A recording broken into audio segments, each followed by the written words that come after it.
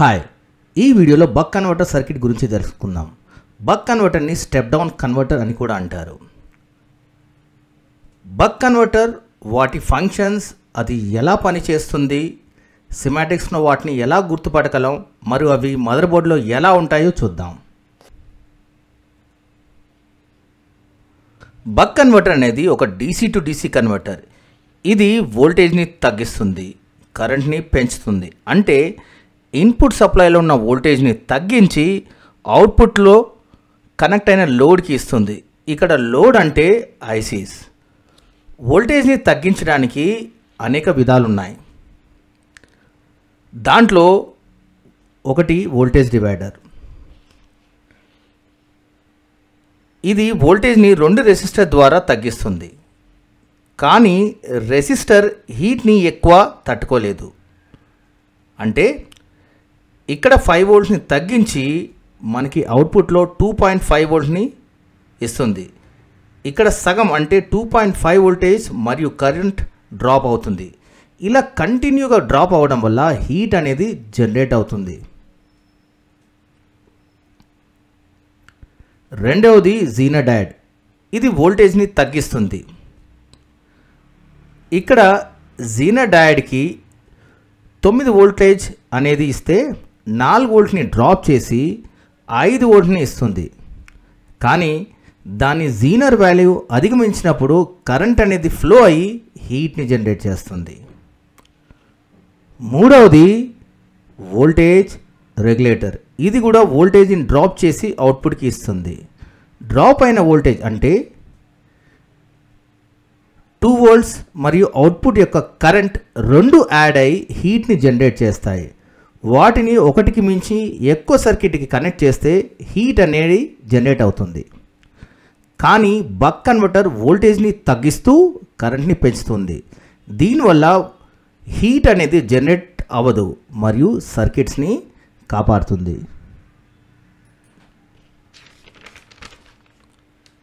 ఇప్పుడు బక్ కన్వర్టర్ ఎలా పనిచేస్తుందో మరియు వాటిని కావాల్సిన కాంపోనెంట్స్ చూద్దాం.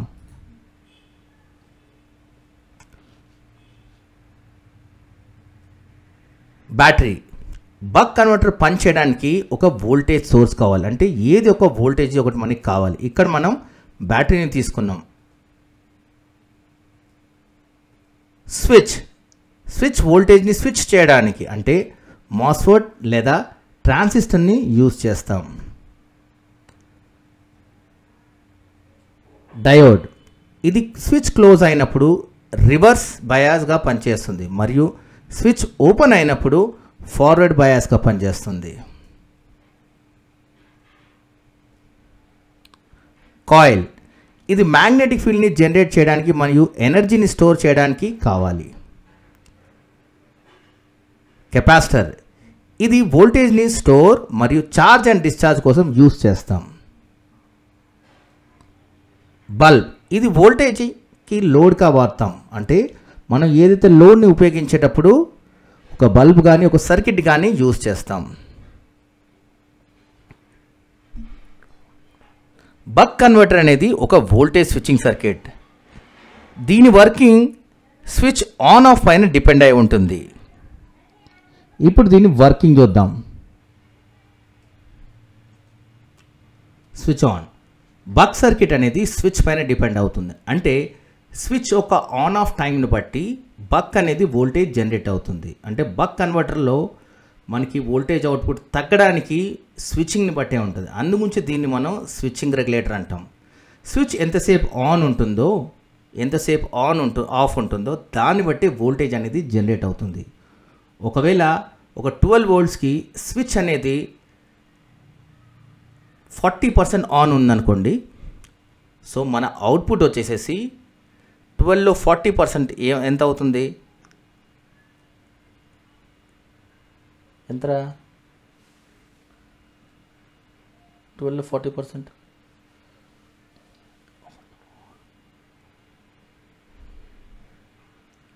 ఎంతరా? ఒక 12లో 40% అంటే ఒక 10 వోల్ట్స్ బ్యాటరీలో ఒక 8 వోల్ట్ బ్యాటరీలో ఒక 10 వోల్ట్ బ్యాటరీలో ఒకవేళ 10 వోల్ట్స్ అని చెప్తాను నేను. అది వల్ల కట్ చేయాలి, అది కట్ అయిపోతుంది. ఫస్ట్ నుంచి చెప్పండి. Switch on. బక్ కన్వర్టర్ అనేది స్విచ్చింగ్ పైన డిపెండ్ అయి ఉంటుంది. అందుగురించి దీన్ని స్విచ్చింగ్ రెగ్యులేటర్ అంటారు. స్విచ్చే కంట్రోల్ చేస్తుంది అవుట్పుట్ వోల్టేజ్ని. ఎంతసేపు స్విచ్ ఆన్ అవుతుందో దాన్ని బట్టి డ్యూటీ సైకిల్ అనేది జనరేట్ అయిపోయి అవుట్పుట్ వోల్టేజ్ అంతే వస్తుంది. ఫర్ ఎగ్జాంపుల్, ఒక 10 వోల్ట్స్ బ్యాటరీ మన స్విచ్ కనుక 30% ఆన్ ఉందంటే, అంటే 30% ఆన్ ఉండి 70% ఆఫ్ ఉంటే మన అవుట్పుట్ వచ్చేసేసి 3 వోల్ట్స్ ఉంటుంది. అంటే స్విచ్ పైన డిపెండ్ అవుతుంది స్విచ్చింగ్ సర్క్యూట్స్. ఎప్పుడైతే మనం స్విచ్ ఆన్ చేస్తామో బ్యాటరీలో ఉన్న కంప్లీట్ వోల్టేజ్ మరియు కరెంట్ ఫ్లో అయి ఇండక్టర్ని దాటి కెపాసిటర్ని ఛార్జ్ చేసి లోడ్ వైపు వెళ్తుంది. ఎప్పుడైతే ఇది ఛార్జ్ అవుతున్న క్రమంలో కాయిల్ అనేది ఎనర్జీని స్టోర్ చేసుకొని మ్యాగ్నెటిక్ ఫీల్డ్ జనరేట్ చేస్తుంది, ఎనర్జీని స్టోర్ చేసుకుంటుంది. ఒకసారి చూడండి,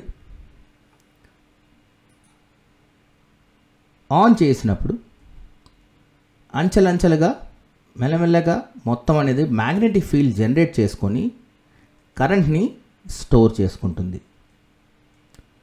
ఇలా కంటిన్యూగా స్టోర్ చేసుకుంటుంది. ఒకవేళ మన ఆన్ ఆఫ్ టైం తక్కువ ఉన్నా కూడా మెల్లమెల్లగా కరెంట్ అనేది స్టోర్ చేసుకుంటుంది. కాయిల్ మెయిన్ ఫీచర్ వచ్చేసి ఏంటి, కరెంట్ చేంజ్ని అపోజ్ చేయడం. అంటే స్టోర్ చేసుకున్న తర్వాత ఒకవేళ వోల్టేజ్ అనేది ఆగిపోయినట్లయితే వెంటనే అది డిశ్చార్జ్ అవ్వదు, మెల్లమెల్లగా డిశ్చార్జ్ అవుతుంది. చూడండి, ఇప్పుడు చూద్దాం. ఒకవేళ నేను పవర్ సప్లైని ఆఫ్ చేస్తే కనుక కాయిల్లో ఉన్న మ్యాగ్నెటిక్ ఫీల్డ్ మెల్లగా డిశ్చార్జ్ అవుతుంది. అప్పటి వరకు కాయిల్ పొలారిటీ ప్లస్ మరియు మైనస్ ఉంటుంది. ఎప్పుడైతే స్విచ్ ఆఫ్ అవుతుందో దీని పొలారిటీ చేంజ్ అయ్యి కాయిల్ అనేది పవర్ సప్లై కింద మారుతుంది. పవర్ సప్లై కింద మారి కెపాసిటర్ సహాయంతో మెల్లగా డిశ్చార్జ్ అవుతూ లోడ్కి కరెక్ట్గా కరెంట్ ఫ్లో చేస్తుంది. ఇలా మెల్లమెల్లగా డిశ్చార్జ్ చేస్తుంది. ఇది గ్రేట్ అడ్వాంటేజ్ కాయిల్కి. ఎందుకంటే కరెంట్ అనే చేంజ్ అనేది వెంటనే అది అపోజ్ చేస్తుంది, అంటే అంచెలంచెలుగా మెల్లగా దిగుతుంది. మళ్ళీ ఎప్పుడైతే స్విచ్ ఆన్ అవుతుందో మళ్ళీ వెంటనే కాయిల్ అనేది కరెంట్ని స్టోర్ చేయడం స్టార్ట్ చేస్తుంది, మ్యాగ్నెటిక్ ఫీల్డ్ని జనరేట్ చేసుకొని పెద్దగా మారుతుంది. చూడండి, ఇక్కడ మనం చూసినట్లయితే స్విచ్ అనేది ఆన్ ఆఫ్ కంటిన్యూగా అవుతుంది. ఆ టైంలో ఆఫ్ అయినప్పుడు కెపాసిటర్ అనేది డిశ్చార్జ్ అవడం స్టార్ట్ అవుతుంది, ఆన్ అయినప్పుడు మళ్ళీ ఛార్జ్ అవుతుంది. ఇలా సర్క్యూట్లో కంటిన్యూ వోల్టేజ్ మరియు కరెంట్ అనేది ఫ్లో అవుతుంది. మన ఆన్ ఆఫ్ టైం తక్కువ ఉన్నా కూడా వోల్టేజ్ అవుట్పుట్ తక్కువ అయినా కూడా కరెంట్ అనేది ఫ్లో అనేది ఎక్కువ ఉంటుంది. చూడండి,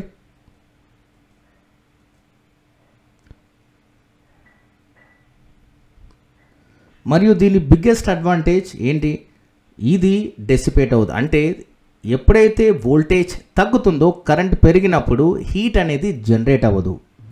అందుగురించి మనం స్విచ్చింగ్ రెగ్యులేటర్ని సర్క్యూట్స్లో యూజ్ చేస్తాం. ఇప్పుడు దీన్ని మనం సిమాటిక్స్లో చూద్దాం. స్విచ్ ఆన్ ఉన్నప్పుడు కాయిల్ కరెంట్ని స్టోర్ చేసుకుంటుంది, లోడ్కి ఇస్తుంది. ఎప్పుడైతే స్విచ్ ఆఫ్ అవుతుందో కాయిల్ అనేది మెల్లమెల్లగా కరెంట్ని రిలీజ్ చేస్తుంది. ఇప్పుడు మనం దీన్ని సిమాటిక్స్లో చూద్దాం. సిమాటిక్స్లో మనం గుర్తుపట్టడానికి మనకు కావాల్సింది coil, current, voltage, switch. Coil వచ్చి 0.2 నుంచి 2.2 మైక్రో హెన్రీ వరకు ఉంటాయి. కరెంట్ వచ్చి 0.4 యాంపియర్ నుంచి 3 యాంపియర్ వరకు ఉంటుంది. వోల్టేజ్ వచ్చి ఇన్పుట్ నుంచి అవుట్పుట్ తక్కువగా ఉంటుంది. స్విచ్ అనేది కాయిల్కి కనెక్ట్ అయి ఉంటుంది.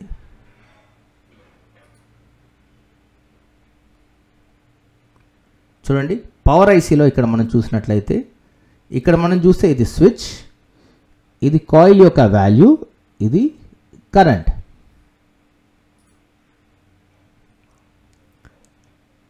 చూడండి ఛార్జింగ్ ఐసి, కాయిల్ పిఎల్ అంటే పవర్ ఇండక్టర్, ఇక్కడ ఏపీటీ ఐసి, ఇక్కడ చూస్తే విఎస్డబ్ల్యూ అనేది స్విచ్, 2.2 మైక్రో హెన్రీ కాయిల్, మరియు దీని కరెంట్ స్టోరేజ్ 1.6 ఆంపియర్. ఇప్పుడు మనం ఇది ఫోన్స్లో ఎక్కడెక్కడ ఉంటాయో చూద్దాం. మెయిన్గా మనకి ఫోన్లో కనిపించేది ఎక్కడంటే పవర్ ఐసి. పవర్ ఐసి అనేది ఒక బక్ రెగ్యులేటర్ ఐసి. దీనికి చాలా బక్స్ని జనరేట్ చేస్తుంది.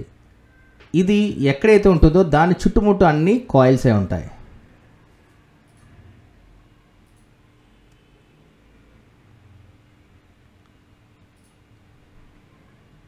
రెండోది మనం ప్రధానంగా చూడగలేది ఎక్కడ, ఛార్జింగ్ ఐసి మరియు ఏపీటీ ఐసి. ఎక్కడైతే ఛార్జింగ్ ఐసి ఉందో అక్కడ కూడా మనకి బక్ కాయిల్ అనేది కనపడుతుంది. అదే ఏపీటీ ఐసి దగ్గర కూడా బక్ కాయిల్ అనేది కనపడుతుంది. మనం కాయిల్స్ని చెక్ చేయాలంటే, అంటే మనకి బక్ అవుతుందా బూస్ట్ అవుతుందా అని తెలియాలంటే కనుక మనం ఆసిలోస్కోప్ని యూజ్ చేయాలి. ఎందుకంటే ఆసిలోస్కోప్ యూజ్ చేసినప్పుడు మీకు ఒక సైడ్ ఏసీ, ఇంకో వైపు డీసీ కనపడుతుంది. దీని గురించి మనం డీటెయిల్గా చెకింగ్ మెథడ్ని మనం ఆసిలోస్కోప్లో చూద్దాం. Thank you.